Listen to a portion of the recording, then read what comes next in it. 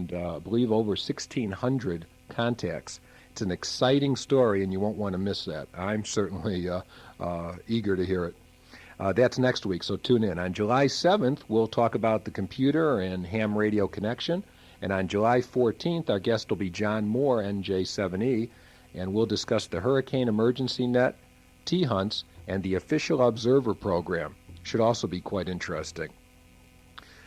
Now, I know a lot of you are on your way down from Field Day, which, of course, was this weekend and just ended, well, about 3 hours ago at 11 o'clock Phoenix time, or Arizona time. And so hopefully some of you people coming back from the Scottsdale Amateur Radio Club Field Day are able to hear this on your car radios. I want to just take a few minutes to talk about it. Number one, the food was absolutely superb. Barney, KB7KOE, and Mark, KB7LPR, were in charge of what they called the renowned cooking of the two. They presented their Pigsty Awards to many for surviving their gourmet cooking. That was a very important feature of Field Day. But now to the more important things. My children love their French toast. But we'll discuss more of Field Day in the coming weeks ahead. Suffice it this time to say, all was going well when I left them yesterday. 8 or 9 antennas were up and working, and close to 100 people had already attended, with many more expected last night and today. Contacts were being made by the satellite station, the solar-powered station, the Novice station, and the satellite station was making a contact about once every 5 minutes. And Lee Finkel, KY7M, and when I was sitting next to him as he was talking on 20-meter phone, a 20-meter CW, he was up to about 120 contacts per hour at one time. And when I left, he was averaging around 70 per hour. Not too bad. So I hope you're all listening. And we'll talk again more about Field Day. I enjoyed myself, and I certainly hope everybody out there participated some way or another in Field Day. Well, Bob and Ray were talking about Army Mars, and, well, what are the 3 divisions of Mars? I know there are 3 different branches of Mars, so let's get into that, and let's just start with the history of Mars and the different branches. Okay, thank you much, Len. Let's start off with the history. It's somewhat interesting. It's actually Mars, as we know it today, has been around since 1925. A gentleman by the name of Captain Tom Rivers, who was in the Army Signal Corps, recognized the need for trained radio operators within the Army, and by utilizing amateur radio operators, the Mars today started as an organization called Army Amateur Radio System, or ARRS. And it survived until 1941, and actually through the war it was deactivated. However, the amateur radio operators and a lot of the folks that were involved in ARRS became military radio operators during the war. Consequently, at the end of the war, they saw that the advantage of ARRS for having trained operators, so they reinstituted it, and we continued on. In 1948, it was renamed, when the Air Force joined the program, to the Military Amateur Radio System, or the acronym of MARS. And based on the strong volunteer amateur radio operators who were affiliated with the military, it was later renamed to the Military Affiliated Radio System, MARS as we know it today. And in that particular case, the word amateur was replaced with affiliated. In 1963, the Navy and Marine Corps joined the MARS program. So today we basically have all 3 MILDEPs having MARS programs. That is the Army, the Air Force, and the Navy and Marine Corps. Okay. Now I got my headphones working, and I can hear again, and I feel like a human being. We have a trivia question that we'd like to present at this time, and the winner of this will receive a T-shirt. And our phone number again is 241-1510, 241-1510, or 1-800-293-KFNN, 1-800-293-5366. I know that a lot of you listening are probably in your cars and do not have access to a phone, so this question is somewhat easy, And Ray or Bob, which one of you wants to answer this? Well, I'll go ahead and answer the question, but let me first say that during the course of our discussion this afternoon, we will be talking about the context of our trivia question, which is what modes of operation is authorized within Mars. And during the discussion here this afternoon, we will undoubtedly be providing all of the information to give you the answer to what that particular trivia question is. And the question again, what modes of operation is authorized within Mars? Okay, so in other words, what modes of communication, whether it be sideband, CW, etc., which modes can be used and are used for Mars? Yes, that's the general gist of the conversation, because as we get further into the discussion about what Mars is, and specifically Army Mars, and Mars as it pertains to the sovereign state of Arizona, we will be talking about these modes. Okay, and again, our number is 241-1510, 241-1510.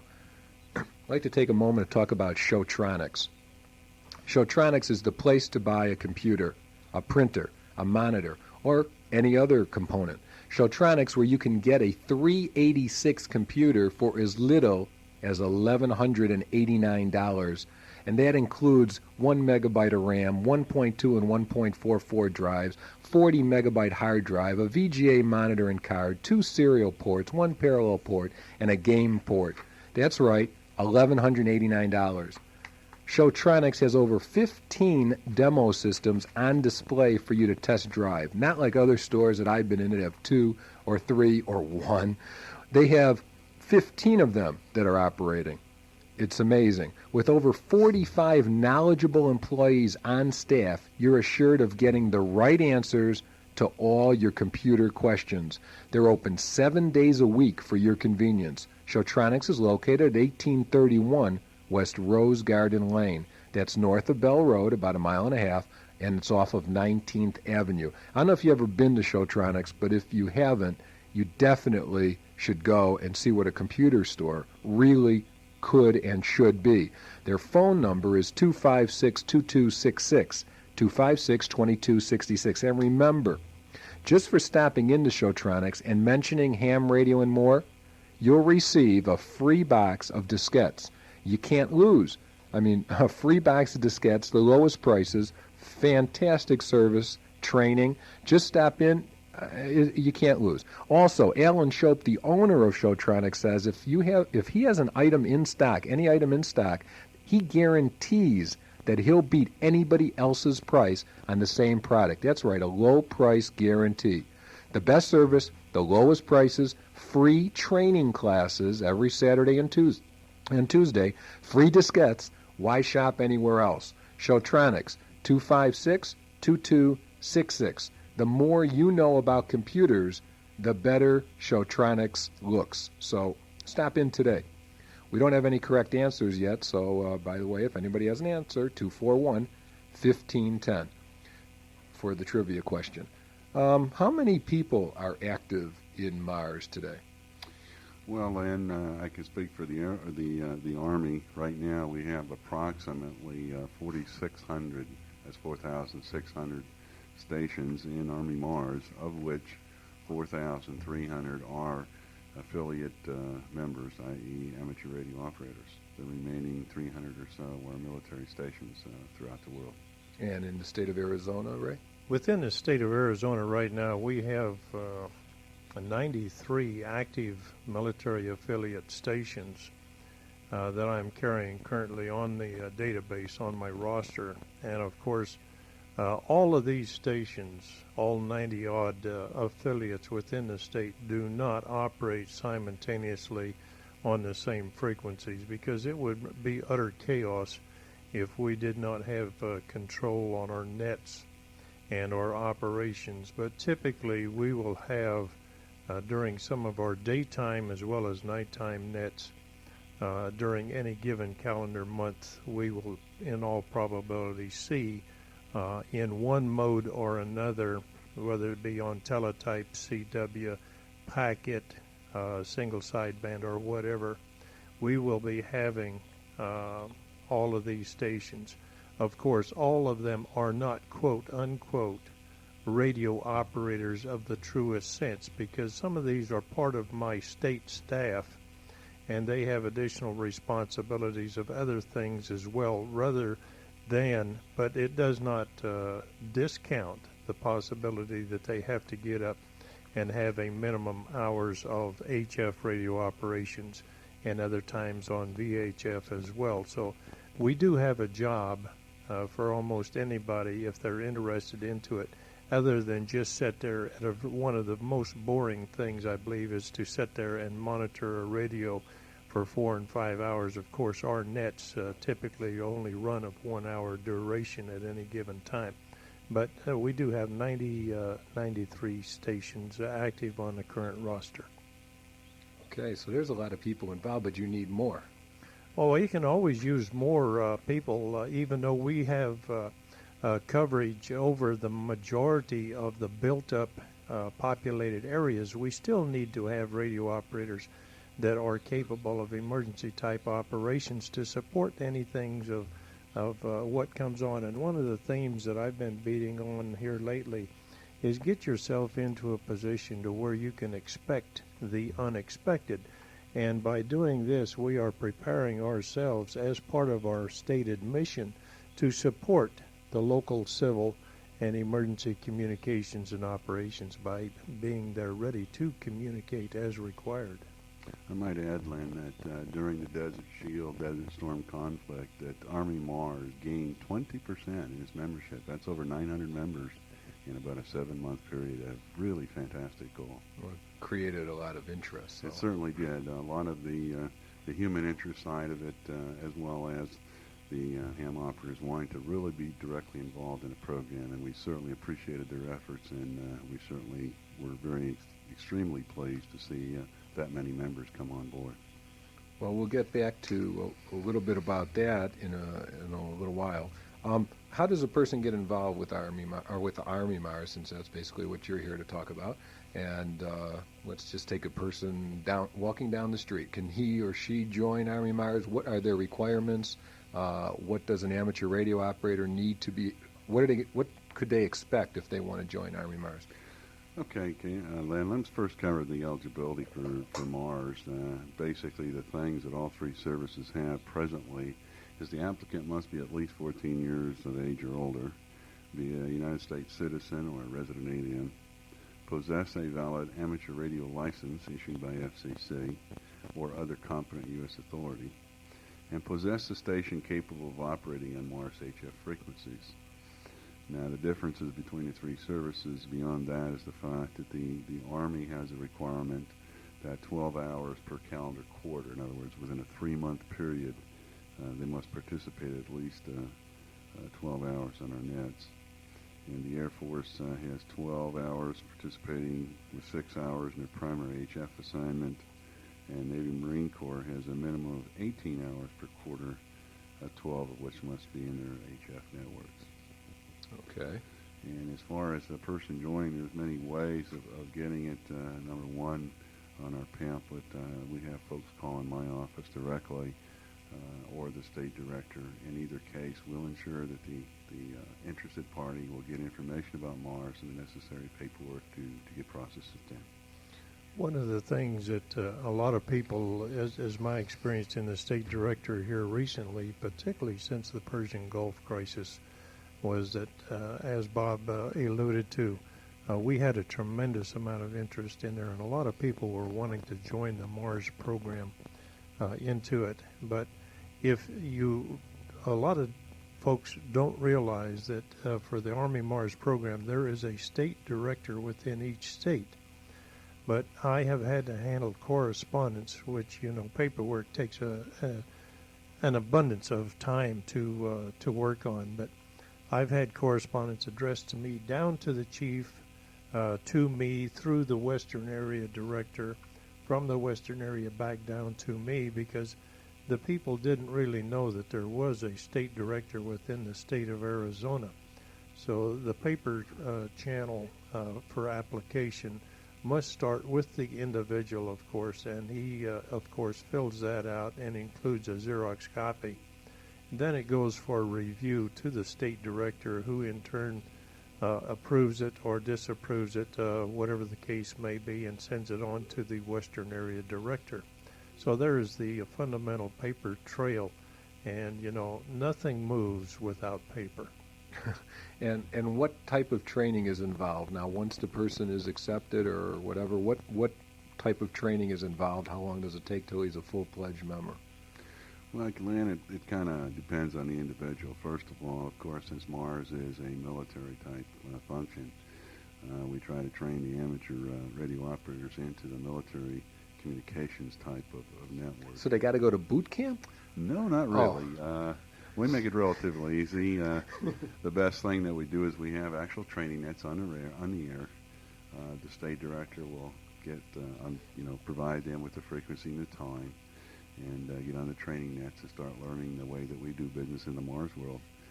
We also have the appropriate manuals, etc., that spell out the program and the proper protocol, as you may, that we use in our system.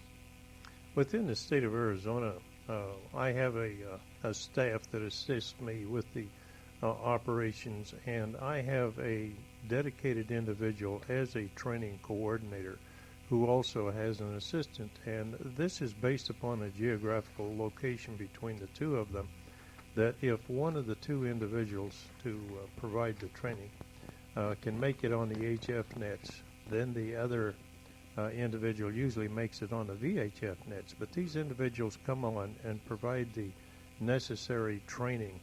And one of the big things, of course, is amateur radio operators. We pick up a lot of bad habits. And being the key word of the acronym MARS, the first word there is military. And, of course, we've got to look at the compatibility between being able to interface with a military radio circuit and a Mars radio circuit. So we've got to speak the same language. And this is one of the things that we've had to overcome, is the language barrier. For an example, we have pro words, we have Q signals, we have Z signals, and in the amateur radio world, we're always prone to say, man, I can't even hardly copy it because of all of the QRM. Well, in the Mars or military, we generally say that you are unreadable. So, we use more plain English in the military than we do, because one of the bad habits is carry over from the amateur world into the military, because the military is hut 2, 3, 4, and away we go, because there's a precise place and time for particularly in voice communications. Okay. We have not had a winner yet. If somebody wants to call in and try again to guess, we need a correct answer still. On the type of mode, now it's kind of a tricky question, which might be causing some of the problems with people not having the right answer. But all we want to know is what type of modes of communication are utilized on the Army Mars nets. Correct? That's it. We've already said several of the modes that we use. And, of course, that brings me up to something else about Mars in itself. There is we looked at the benefits of having Mars membership is multifaceted there, that it gives a opportunity for everybody to increase communication skills and capabilities. And we also have correspondence courses that are available for the more technically oriented people, that they can subscribe to one of the world's best military schools via correspondence course. And then, of course, we operate on specific military frequencies. And I was going to ask you, you operate Mars totally different than on any of the amateur radio frequencies. We do not rely upon any amateur frequencies whatsoever. We are allocated within each given area in each state as best as we possibly can on a non-interference basis. Certain specific frequencies designated for primary and alternate. For example, as we know that as we go from season to season, particularly from winter time, where a low frequency would be good propagation during the daytime, in the summer we've got to change that frequency to a higher frequency to maintain the same reliable communication. So we do use military frequencies exclusively that are assigned for Mars operation. I might add to that, Len, that that's one of the advantages that Mars has because of the amateur radio world married up with the military frequencies that we have the capability of interfacing traffic from Mars into the affiliate world and vice versa. So in reality, our operators are given two worlds that they really can operate in effectively. Okay, we have a winner, and let's go to the phones and welcome Larry Racine, KB7KQG, to Ham Radio and More. Oh, the answer is all modes are authorized by the FCC. Okay, although I don't know how you'd use amateur television, but... Well, actually, Ray was talking about that before we asked the question. He said slow scan and fast scan television. Well, here again, we don't worry about the modes authorized by the FCC because this is a military-controlled operation. And in this particular instance, the FCC doesn't really come into any great play. Yes, I understand that. In regard to our modes, we encourage a considerable amount of experimentation, and believe it or not, but both slow scan and fast scan TV has also been entertained as a usable function within Army Mars. Uh-huh. And Packet, we discussed at breakfast, is utilized quite a bit now, and you're using a new form of software and experimenting with and all different types of things. All right, we're looking at, we've got some amateur software we've been working with, and with permission of the author, to try to improve the movement of traffic in that particular arena. But again, we like to see all modes of operation utilized because each has their place under certain conditions. Okay, well, you got a great program, and it's getting better every time. Thank you, Larry. Thank you for calling. You have won a Sundrop T-shirt and cap. All right. Sundrop is an extra large. you can get any size you want, and I don't even think they have a medium. I know they gave my daughter a T-shirt, and it was a large, so I don't think they have anything smaller. But you can get an extra large. That's no problem. But the Sundrop is Arizona's cheery goodwill ambassador for the state of Arizona. That's what the Sundrop is, and it's just a beautiful character, and it's whatever is good is going on in Arizona. That's where the Sundrop is. He's been utilized in parades and different charity events, and if it's good about Arizona, the Sundrop is there. So I appreciate your calling, right. And keep listening, Larry. 73s. Okay, I want to take a minute to talk about a friend of mine. By now, most of you have heard me talk again and again and again about my friend Ken Nichols, WA7HXZ. In fact, he was on the show a couple weeks ago. Ken should be, his phone number should be etched in your brain, 228-2336, 228-2336.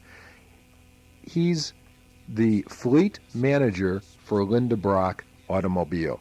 But did you know something we've not discussed before is that Ken not only sells new vehicles at the lowest prices anywhere, he gives you not only the best service you'll receive anywhere, you can lease any new vehicle that you want from him. Ken has financing plans available, but Ken also sells beautiful used cars and trucks. That's right, used cars and trucks at super low prices. We've never discussed it before. In fact, I didn't know he did it. That's right.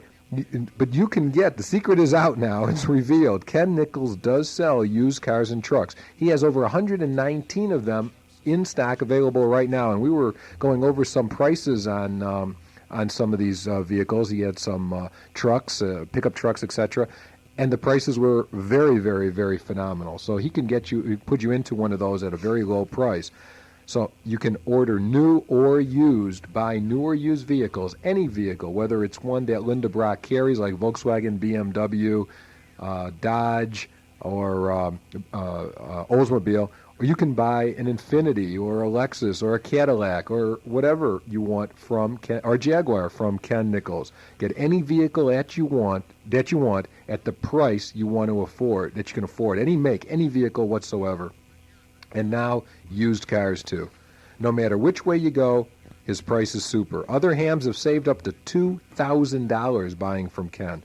So call Ken now, stop in. You can get a really nice free cap just for stopping in. He'll give you a cap. So, I mean, that's an incentive just to stop by on McDowell. You can't, it's on it's like 7000. I'm sorry, I don't have it right in front of me, his exact address.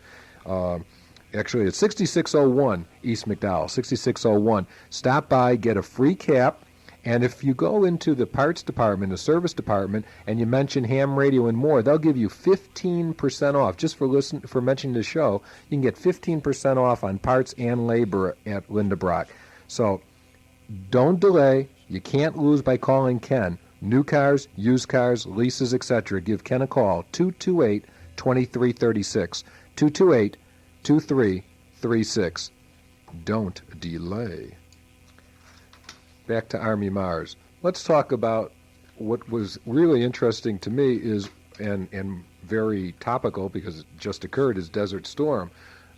Tell us some of the stories that went on. What did we do for all the soldiers that were in Desert Storm, and how did you personally even get involved with Army Mars in Desert Storm?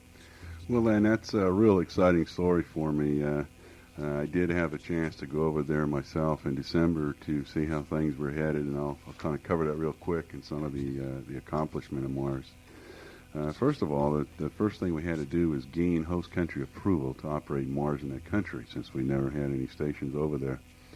We finally got approval around the 15th of September of '91, and I'm really excited. Within 72 hours, that's 3 short days, we actually had 3 Mars stations functioning in Saudi as soon as we gained approval. Now, this came about because Captain Godlewski, who's also an amateur radio operator, had brought his own equipment with him, recognizing that Mars would probably be activated over there. So with his station and a few more, we actually started moving traffic within 72 hours after we gained approval. Now, I know this is very rudimentary, but tell everybody out there, what does moving traffic mean? Okay, sorry about that. Because they might think that a car is going to hit you as you're crossing the street. Sure, I understand. Okay, one of the functions that we perform in Mars, I say one of the 2, the telegraph-type system, as we call on Marsgram, which is basically a telegram-type document with 30 words or less that we transmit for the military member and or his loved ones free of charge. So when we talk about moving traffic, we're literally talking about moving that message traffic or that Marsgram from one point to another. As I stated earlier, within 72 hours we were up and running. Within 60 days we had a formal gateway station. A gateway station in a Mars program is basically a hub where it ties together quite a few individual stations into a central location for moving traffic from one geographical area to another. In this case, our gateway station was located in Tehran, and it tied into a gateway station in Germany and also to a couple of gateway stations here in the United States. So that was our tie between those 2. And you went to Tehran yourself? Yes, I had the golden opportunity in early December to go over there and help get it established, because you have to recognize that only military personnel were basically allowed over there. So we had brought into the Mars program basically overnight a lot of military stations who had never run Mars before, if you may. And the poor captain who was given the glorious duty of being my area director had little or no Mars background, and of course he had to try to put together a frequency plan, a network plan, train the operators in the field. So he had his hands full. I thought I'd go over there and give him a hand and kind of find out what support we could give him.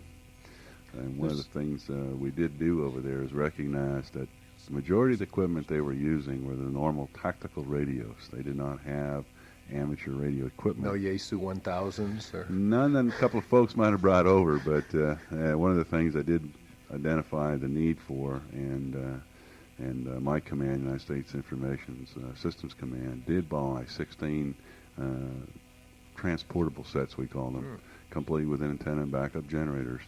to give to the deployed to the forward troops, which really needed the communications. In other words, there was no Ma Bell they could go to or no telegraph office. This is why it is so important that we look at the training aspects of this, that you can understand from what Bob went through that here he is sitting over there with a bunch of people in a green suit who are all strictly military communicators, that we must be able to interface with those people in the same language that they talk as well. So this is where we've got to get back to we speak plain English and learn the military aspects of it to get back in there so that we do not have a language barrier, whether it be on teletype because there are certain specific formats that must be followed, whether it be on voice networks, whether it be on packet networks. There are certain military things here because we're talking military here, and if we're going to interface with these military units as a civilian, then we must be able to communicate to them with their own language. Yeah, it was rather interesting. Like I said, I really enjoyed going over there. On the personal side, before I get into some statistics, on my way over there, I was plopped in an airplane. Actually, I was plopped in a hangar on the East Coast with nothing but green suits. I was the only gentleman around that was a real honest-to-God civilian. You're absolutely not a military person. You are a civilian working for the government. I forgot to mention that. Right. I am a civil servant. I do work for the United States Army, but I wear what we call them muffy suit. Okay. Either case, I had about 5 or 6 hours waiting to get on this airplane. So I went around talking to GIs and finding out if they knew about the program, telling them that we were in existence over there and to utilize it, etc. And I was somewhat dismayed that not too many folks really knew about it. However, on my way back, again, I was in locations where a lot of the military were trying to catch airplanes like myself, and I was just totally pleased to see that the folks coming back at that time, and unfortunately a lot of them was emergency leave time because around Christmas, had not only heard about the system, but had used it and had some very, very positive remarks. The similar stuff that we received from our affiliate membership who had the ability to make the phone patches and run the traffic. It was really great on a personal side to know that it was working. We were getting things through, like some of the soldiers mentioned, it would take weeks and weeks and weeks to get their letters. And having the ability to get a Morsegram through in some cases in a couple of days was just a morale builder that couldn't have been any better. I want to get back to some statistics in one moment. We're getting 20 minutes to the hour, and anybody have any calls, any questions for Bob or Ray? Give us a call at 241-1510. They'll be happy to answer any questions, or 1-800-293-5366, 241-1510, or 1-800-293-5366. Antennas West, Jim Stevens, KK7C, Provo, Utah, is just finishing packing up his gear from field day right now, I have a hunch. He told us last week where he was going and everything, 10,000 feet above the ground, and hoping to make tons and tons of contacts. Last week, as a guest, he explained how he used solar power supplies for field day and special antennas. That's right, Antennas West sells solar power panels and supplies at super prices. Actually, if you went to buy one now, you can use it next year. You get extra points in field day for a solar power station. Antennas West has many, many products to offer, from QRV DX half-square antennas for use on all frequencies, to QSL cards, to rubber duckies, to the famous, ever-popular tiger's tail. When it comes to getting the most out of your station equipment, Antennas West has a product for you. Call Antennas West and mention ham radio and more. You can get a fabulous tiger's tail, which will greatly improve your 2-meter HT, for only $5. Remember, we tested it, and it absolutely increases your gain between 2 and 3.5 dB. Simple $5 tiger's tail really works. There's no question about it. It also worked not as well, but it worked on 440. So you can use it for both, but it's really meant for 2 meters. In addition to the $5 special on a tiger's tail, if you order 100 QSL cards, you can get 100 free. So now's the time to order those too. Call Jim Stevens at Antennas West tomorrow morning, 1-800-926-7373, 1-800-926-7373. Don't forget, also Antennas West will be at Fort Tuthill, and Jim Stevens will present a free seminar on antennas, so you don't want to miss that one. Now let's talk about some statistics, Bob, that occurred with Desert Storm and Mars. Okay, Len, I think one of the first things we want to talk about is, I keep getting asked, how many stations did we actually have in Saudi? Well, as I mentioned earlier, we started from ground zero, and before the total hostility was over with, we had up to 144 licensed stations. These majority were all military stations. Now, wow. They weren't all on the air at the same time. Like I think everybody can understand is, as we moved around the desert, there are sometimes you don't particularly want to transmit. I could see that. But that was how well it took off. And talking to the soldiers and talking to some of the stations, the drive behind that was the amateur world back here in the States. Some of the comments I heard, if we've got folks back there who are willing to support us, then we're certainly willing to learn how to do the job on the other end. How good a job they did, I am just totally very proud of the system. Army Mars alone during that September of 1990 up through the latter part of May of this year, we processed over 175,000 Mars grams to and from that arena. 175,000? That's correct. 175,000 Mars grams going both directions between the continental U.S., the Saudi, and Germany, since we had some troops out of Germany.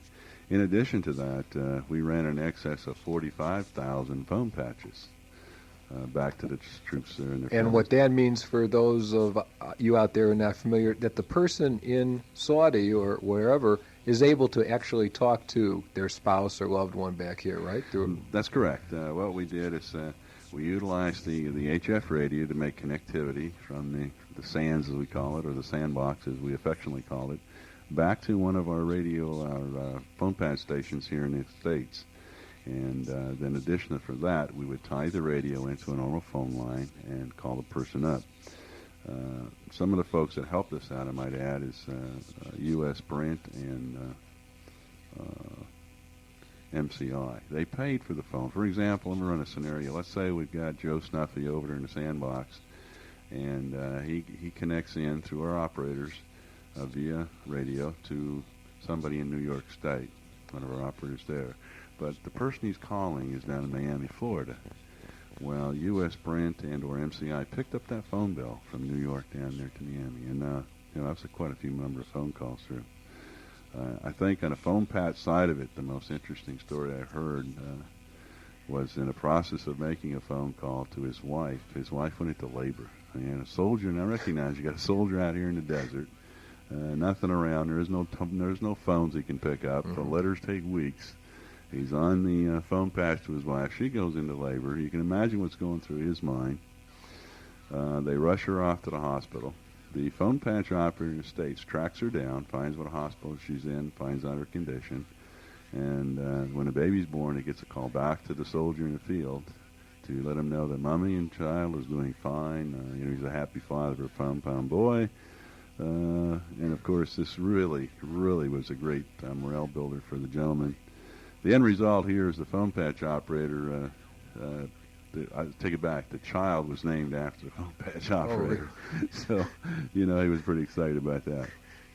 That's neat. And it's all done as a voluntary basis. I mean, imagine, these people wouldn't have been able to talk to anybody in the United States if it wasn't for the amateur radio group. That's correct, Jan. The whole thing behind this program, Len, is, like I say, 95% of the program is made up of ham operators who are volunteers into the system. And I've got some statistical figures for what we call fiscal year. The military works a little bit different. We go from September 30th to October 1st the following year. So when I talk about fiscal year 90, I'm actually talking about September 89 through October 90. Okay. And some figures we've compiled. Through the records that have been provided as office, over 1.7 million man-hours have been provided free by affiliate members for just Army Mars. And I haven't even touched the Navy and the Air Force side yet. During that year, we processed 860,000 plus Mars grams. Well, you can see that we had 175 just out of the Desert Shield, Desert Storm for this year, so we're going to far exceed that figure. And we ran about 22,000 phone patches during that year.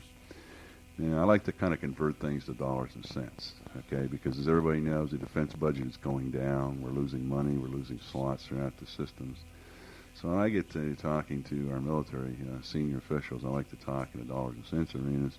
And I'd like to share that with your public today. Again, in the September 89 to 90 time figures, we're looking at that the volunteers have provided roughly about $7+ million worth of efforts. Wow. Now, that's based on $4.50 an hour. And let's face it, our operators are worth more than that. But Especially to the guys in the field. Oh, definitely. There's no dollar sign you can put onto it. I've seen grown men cry when they receive a message. I've seen at the National Victory Celebration back in Washington, D.C., you've probably seen on TV, we were very honored to be selected to have a Mars display down there as part of that. And we met literally hundreds of family members who were able to stop by and say thanks for the efforts of the program. And certainly the majority of that goes to our affiliate membership who have devoted their time and efforts. Along back to dollar figures, we figured that during Desert Storm, Desert Shield, we've saved the family and the military person roughly about $7 million in free services. Probably that's a low estimate, but predicated on the number of calls that were made and Mars grants processed. So besides the human interest side of it, we save some cold hard ducks. Is it public knowledge, or not a question that we should go into, what frequencies we could listen to hear traffic that's going on? Is that something you don't want people to do, or? Well, it's not the frequencies, although they're military, not classified. There are numerous frequencies, none of which I have, right on my fingertips. Okay. But Ray could probably share you those for the state of Arizona, since. Well, I just thought there might be some people out there with a receiver, Sure. Not even an amateur radio operator that listening, that just might want to hear some of the traffic going back and forth. Well, you're right. Our frequencies are not classified. They're public domain, and they're open to anybody that has a receiver that wants to take the time and effort to sit there and scan it. But I'll be very frank with you. I don't feel justified to invite disaster by publicly announcing specific frequencies of operation. I will say, though, that the majority of our frequencies are on the outside of the amateur bands, far enough to where in some cases with the newer type of amateur radio equipment, you're going to have to do some extensive modifications to get them to operate out there. But some of the older equipment, they will tune out there and receive these frequencies. But then again, I don't feel like I want to invite disaster by telling what these frequencies are, so that somebody will come up as an incident that happened to relate a small story of a phone patch in operation during Desert Storm. Was that a phone patch was being conducted at the point in time, and somebody on the East Coast come up and says, "This is X-ray 4 King King King. How about one of you guys giving me a radio check?" This is why I say that I don't want to open myself up to disaster, because we need to hold these frequencies in confidence, even though they are public domain. But we need to treat these with a little bit of confidentiality, because I don't like to experience that, even though I have had that type of experience myself personally in the past. And I know on the day that I received a phone patch from Florida from my son, who was deployed over there during the hostilities, I was sure glad to have the opportunity to be a member of Mars and participate in that phone patch network. But if somebody came up and requested a signal report while I was conducting a phone patch with my son, I think that it would be the old proverbial CB shotgun time to go hunt him down and teach him a little bit of manners. I might add, Len, that in the process of Desert Shield, Desert Storm, that is the biggest traffic load Mars has ever seen in its 66-year history.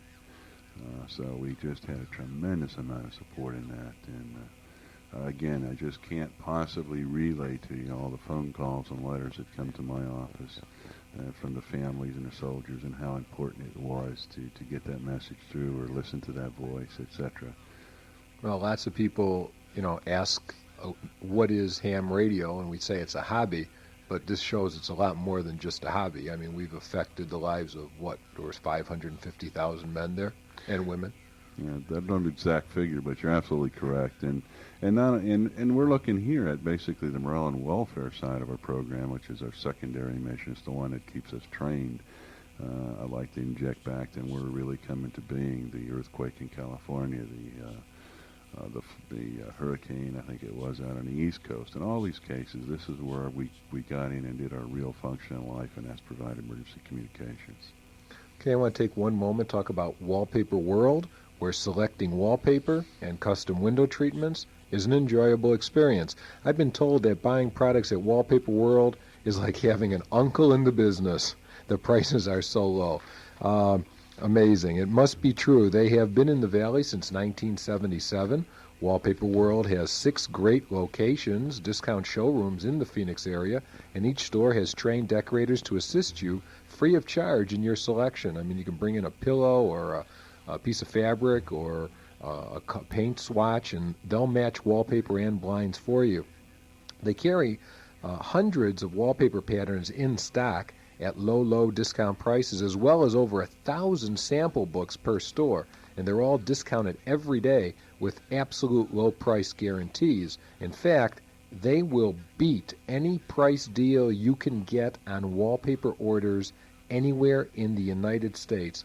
That means if you come up into Wallpaper World, one of their locations, and say you can find wallpaper at a lower price from XYZ in California or New Jersey or Ohio or Florida or whatever it is, they'll verify it and they'll beat the deal. Absolutely, they will beat the deal. They have their own blind factory for the lowest prices and the best quality on mini blinds, vertical blinds, and pleated shades. Their chic brand has free measuring and free installation available with minimum purchases. They also manufacture their own wood shutters. So don't delay. Wallpaper World, 678-1234. 678-1234. Or go to the location nearest you. Wallpaper World in Scottsdale, Northeast Phoenix, Northwest Phoenix, Central Phoenix, Mesa, and Chandler. Wallpaper World, you won't be disappointed. I want to take one moment and go through our few cards I have here and let Ray pick out a card that, with his eyes closed, of course, for a winner this week. And as he has his eyes closed and he picks out a card here, okay, the winner is George and Carla Chaet, C-H-A-E-T. W1RGH and N7OPU. It's kind of a cute card, actually. It has looks like a rodeo, Western Saturday Night, kind of cute. And you have won, guys, George and Carla, in Sun City, West Arizona. You've won a tiger's tail. I hope you're on 2 meters every so often. I will have Jim Stevens from Antennas West, who's donating the tiger's tail, mail one out to you. And that's Antennas West at 1-800-926-7373, and you guys win a tiger tail. Put it on your HT, and you'll be happy you did. It works.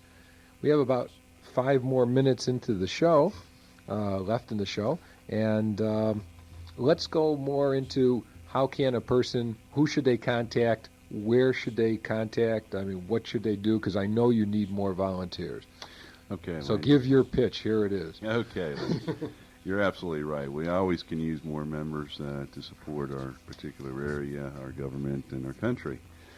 However, since we're in the great state of Arizona and we happen to have the state Morse director here, rather than me trying to give you my address back at the office, let me give you Ray's address here, or let him give it to you for those folks living in Arizona. He's the guy it's going to have to go through initially before it comes all the way up the chain. Right? Yeah, this is one of those, thank you, Bob. This is one of those things, like I said earlier, that paperwork is an absolute necessity.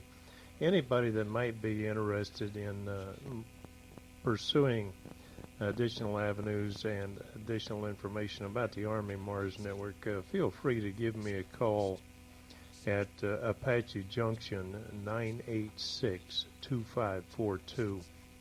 That's Apache Junction 986-2542. A call on the telephone.